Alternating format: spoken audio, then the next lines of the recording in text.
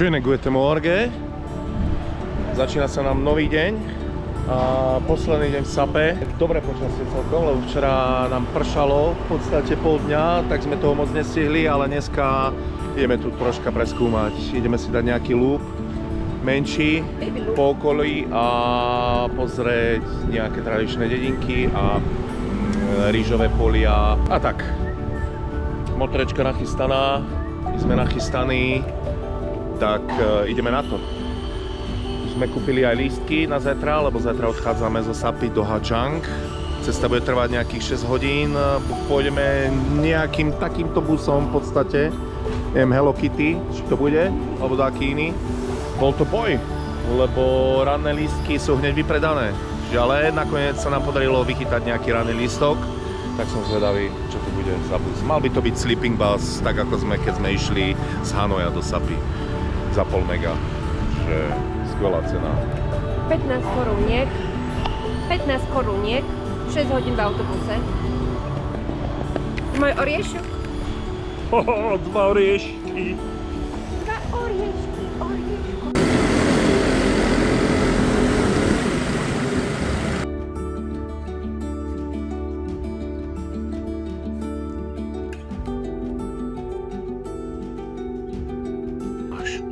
Čarný satanáš. Ty patkaň!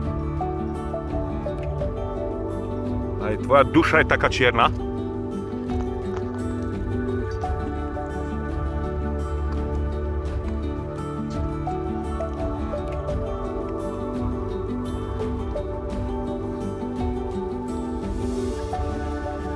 Pozri na tie štuky, kokos. Aké močke.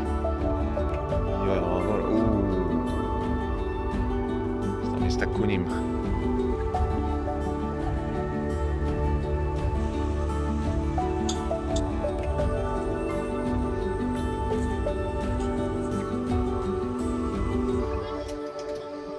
Kokos v šlapkách. Roboši, bič. No toto keby mu jeblo na nohu, tak koniec. Dohádzal kamene. Brutál. Všade na stavbách, v žabkách, šlapkách. To je ono. To bola náročná cesta tam hore, do tých kopcov. Tam až kdesi hore sme boli, ani neviem moc. V tom strome? Aha. Myslíš? Nad nimi, hej. Neviem, či to vidno, tam hore sme boli, ale to bol tankodrom strašný. Náročné. No a sme tu pri nejakých rýžových poliach, veď v podstate tu sú všade rýžové polia, v celom údolí. Je aj teplo hodne, kukurica nasadená všade. Rýža. No a tu je Tavien, tak nejak sa volá dedinka. To je dosť také turistické. Tak sa pozrieme troška z táče perspektívy na to. Jo!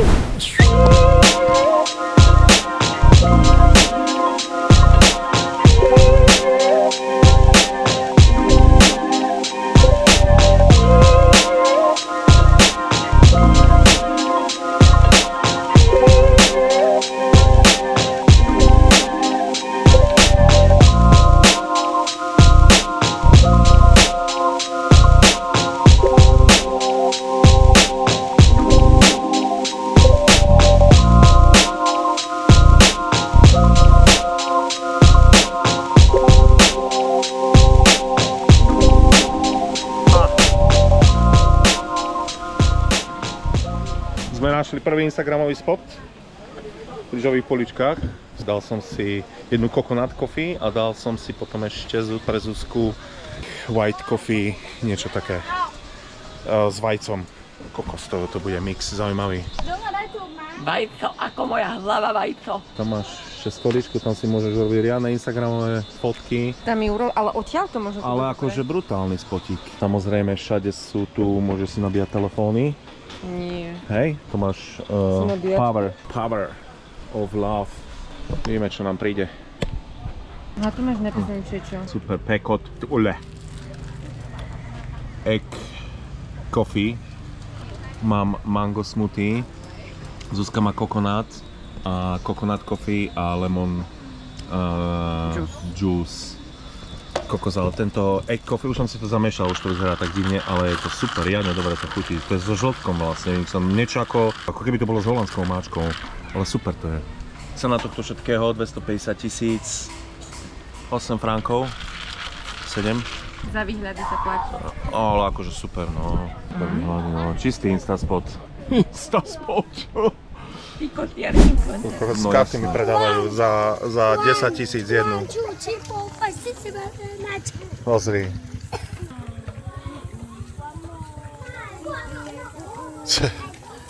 Kokos, takto behajú a predávajú ti. Idú na city, no. Dobre, let's go.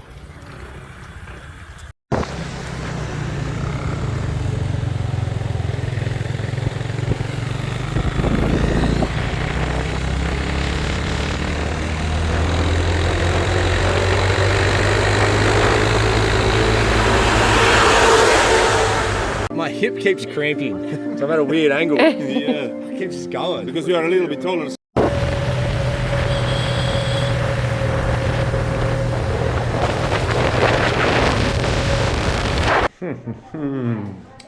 Som dostal do jaskyne a ku podivu som tu sám.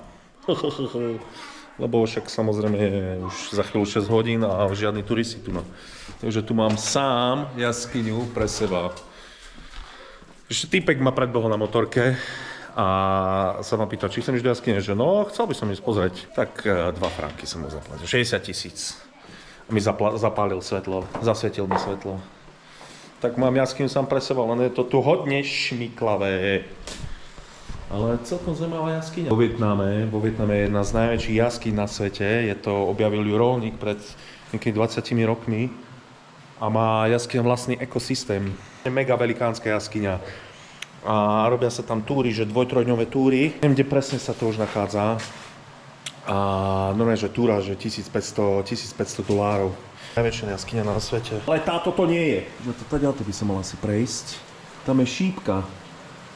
Kozak to bude, že 20-metrová jaskyňa. Ale však čo? Čo nevadí. Ja som prišiel. No a zjavne musím ísť asi tu na.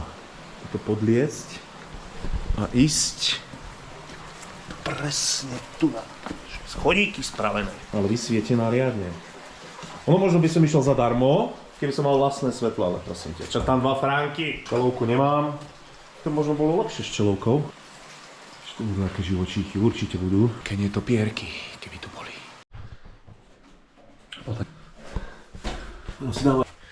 A v mojich cichojebkách. Ale sú šmiklavé tie schody. Ich pokurovalo. Niečo to bol úplne najlepší nápoj. Hlavne v týchto topánkach. Máme kvapeľ stalagmit, a tie spojené sú, počkaj, stalagmit z hora, stalaktit z dola, alebo naopak, a spojené, neviem ako sa volajú. Ty kokos. Podľa mňa domáci v žabkách to tu preskáču ako antilopy. Na stavbách robia v žabkách, v šlapkách.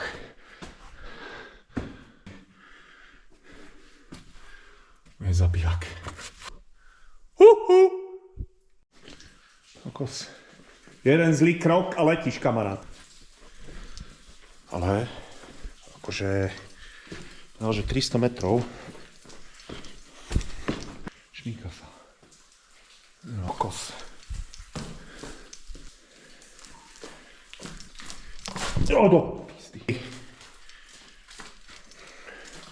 Čo tu mám mať? Mačky na nohách? Lebo to sa musím držať tu na niečo. Kokos. Zapekli tá situácia. Dostal som sa tam. Nakoniec. A potom do hora ide taká ďura. Fakt asi možno priemere 1 meter. A taký kraken taďal prebehol. Ani boha tam nejdem, ani boha. Blbosť, že by som sa akože dostal na koniec. Neviem, či to je slepá ulička, alebo to ide ďalej a ja tu cez tú ďuru nejdem. Ani boha, neosvetlené to nebolo. Ty kokos, za to naspäť musím ísť teraz. Toto pohode ešte tieto schody, ale tam to bude krkolomné. Ty kokos, aký kraken išiel po sebe, Ježišmária. Fuj, strašný štuk. I tak si ich skočilo. Normálne už začína ma troška cvrknuté tu, lebo som tu sám, není tu ani živej duše. A ten typek, neviem, možno ma čaká na druhej strane. Neviem, či sa musí ísť naspäť to istou cestou, alebo to vedie tam, kde. Akože neboli šípky, tu po celý čas boli červené šípky, tam už žiadne šípky neboli. Nič, idem naspäť, to istou. Už nejdem ďalej. Nechcem už tu byť. Už tu nechcem byť. Nie sám. Vlastne tu mám kamošov. 8 mnohých. Zase po tejto šmíkalke do hora. Ty kokos. Aha, to je úplná šmíkalka. Jak po lade, keby som chodil. Jak po lade. Tu nás ani niečo chytiť. Tu chytíš slejda, ty kokos, tam padneš do tej džúry. Konec. Hotovo. Vybavené. Na dnešný deň. Ešte mi treba. Teraz som von. Som rád, že som von. Akože brutálny les, tu na už džungla a tam jaskyňa. Celkom zaujímavá jaskyňa, ale som rád, že som odtiaľ vyšiel, lebo je to fakt blbý pocit tam byť sám. A som mal kaďaké scenáre v hlave, no strašne šmiklavé je to tam. Nie sa ničoho poriadne chytiť. Koľko sa sám v takej jaskyni. Fú. Nebolo mi tam všetko jedno. Ešte tie krakeny, keď som tam videl, Ježišmária. Už hovorí, že už nejdem ďalej. Ale dobre, povedal mi, že tam je už iba diera, cestu do tej diery, akože môžeš ešte ísť, pozrieť, hovorím, mám zabudni, kamarát. Sa zapotil normálne. Nič, začína sa smievať. Ty kokos, to bude cesta domov. A mám super svetla, mám modré svetla. Musím ukázať. Kľúčik. Modré svetla na tomto diabli. Že uvidím čo? Veľké kulo. Paráda, nie? Neviem, ako si zvláštne svieti, ale do zeme mi svieti, že takto napred vidím. Ale dobre. Valíme domov. Valíme na sprchu. Kokos, riadna džungla. Ešte na izbe. Prosím, pekne takto vyzerá izba po 3 dňoch. Aj keď tam nie ste. Ale nie je to až také zlé. Dobre, tak sme to dobojovali. Úspešné 3 dni za nami v Sape. Ja za mňa jednoznačne môžem odporučiť Sapu, krásne miesto, nádherné výhľady, rýžové terasy, hory. No je tu toho, čo fakt na videnie, je tu toho dosť. Za mňa môžem len odporučiť. 2-3 dní, ja si myslím, že bohate stačia. Môžete si najlepšie si požičať skúter a sám si to pobehať. Samozrejme robia tu aj túry, ale my to nerobíme moc. Najlepšie si požičaš skúter a urobíš si sám túru. Vlastne tam, kde chceš ísť, zastavíš si, kde chceš a čo to? Čovi. Takže tak, super. Ideme to pobaliť teraz všetko. Je 8 hodín večer, unavení sme fakt, akože dneska bol dosť produktívny deň. Pobehali sme čo si sme aj videli. Super. Zbaliť a zajtra ráno vyrážame do Hajangu, kde vlastne budeme mať 6-hodinovú cestu. Budeme mať zase VIP bus s postelami, čo je za mňa úplne skvelá vec, najlepšie cestovanie, čo môže byť tu na. No a v Hajangu nás čakajú nové dobrodružstvá. Bude tam toho, čo vidieť, lebo ideme si dať čo? Hajanglu! 3 dni na motorkách. Budeme mať také ubolené rite, že nechápeš. Už sa moja prdel nevie toho dočkať. Už dneska zažila stredovek na tom skútri. Dúfam, že budeme mať pohodlnejšie motorky. Ešte ukážem, akú máme hmlu, samozrejme, lebo tu v meste v Sapa sa to drží riadne. Zamkol, tu treba... Tu sa nedal dom. To výhľady, ináč tento výťah je najlepší. Stavajú tu nový hotel, že takéto výhľady asi. Ale pomerne teplo. No teraz už na motorke, keď sme išli naspäť, tak odporúčam, ak by ste tu išli, či v lete alebo v zime, no v zime každopádne zobrať si teplé oblečenie, ale aj v lete. Cez deň je to akože super, je 30 stupňov, ale večer zájde slnko, tak sa v momente ochladí a tá hmla pridáva ešte akože, teda uberá na teplote hodne. Že Zuzka si kúpila mikinu, leginy, no ja klasika.